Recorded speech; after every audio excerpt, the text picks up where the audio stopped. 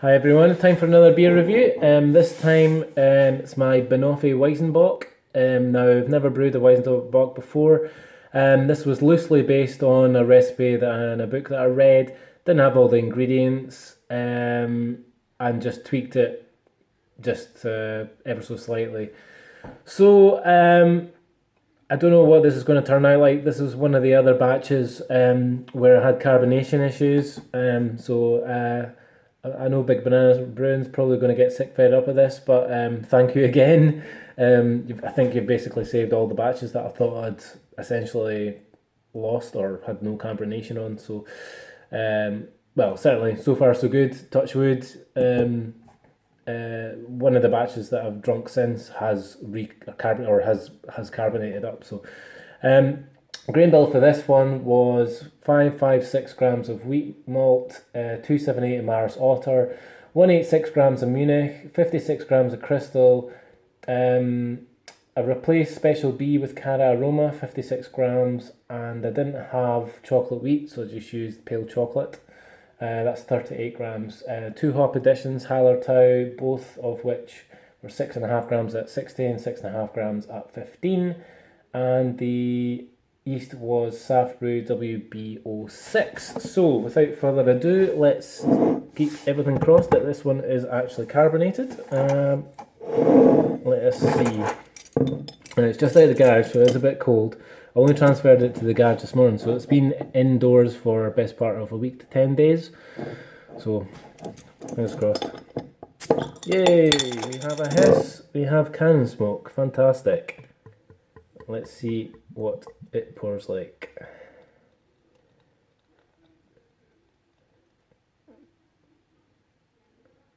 I'll just slow that down because I've got a very, very nice head on that. Kind of bronze tan kind of colour, or Banoffee even.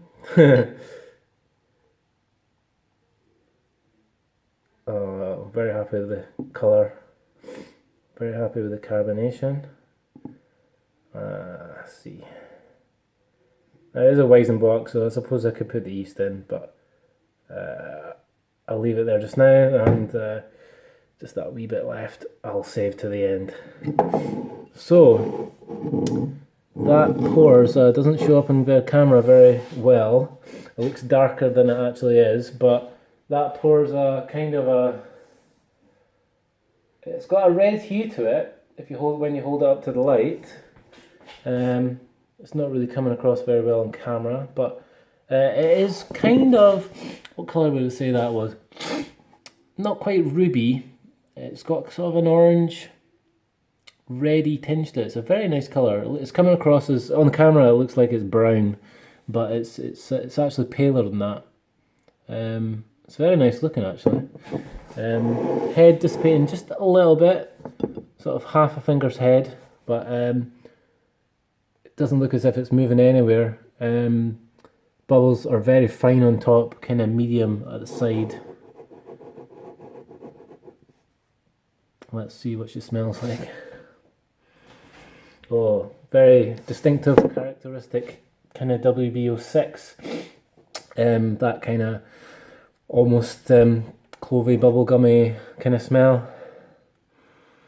But that's not just it, it's not the star attraction. It seems a bit more balanced than a sort of normal Weiss beer. You do get a lot of the malts coming through actually. Not one in particular, but yeah, you can definitely detect the malt presence. That's lovely. Very aromatic.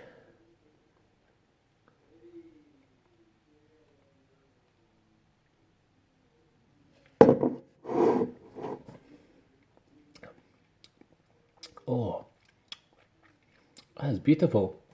Oh my goodness. Actually surprising myself these days. That's two reviews in a row and they've both been really good. What's going on? That is lovely. That is absolutely lovely. That's Always, let's go in for another one. Nice bit of lacing there as well.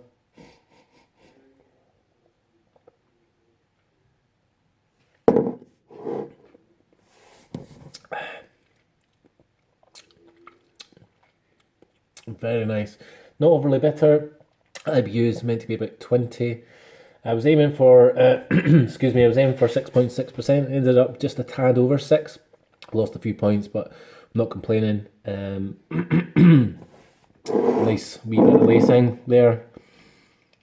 I am very pleased with that, actually. Very pleased with that. Taste wise, what can I say? Yeah, he detects the malts.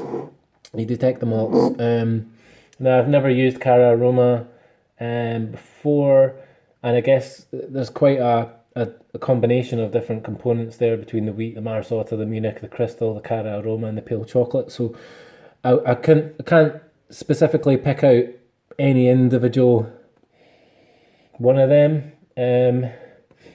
But the combination or the ratio that is in the recipe that I've used is very complementary to each other. Just very well balanced. Nice, gentle carbonation, not overly carbonated, not undercarbonated. Nice bit of lacing. Slightly floral kind of aroma from the Hallertau, but it's subtle. It's complementing the yeast. So sometimes when I've used Soft Brew WB06, it can be a little bit not overpowering, but essentially the yeast kind of is the star attraction. But I guess for a Banoffee Weizenbock or a Weizenbock, it's all about maybe a different level of balance throughout with all the other ingredients, and I think that is exactly what is here. Pardon me, that is lovely. I'm very pleased with that. So, hope you have enjoyed this beer review. If anyone likes this beer review, please like it. If you love it, please subscribe. If you want the recipe, I'm more than happy to give it to anyone. I guess I've just read it out anyway, but if you need any more details, please let me know. Okay, cheers.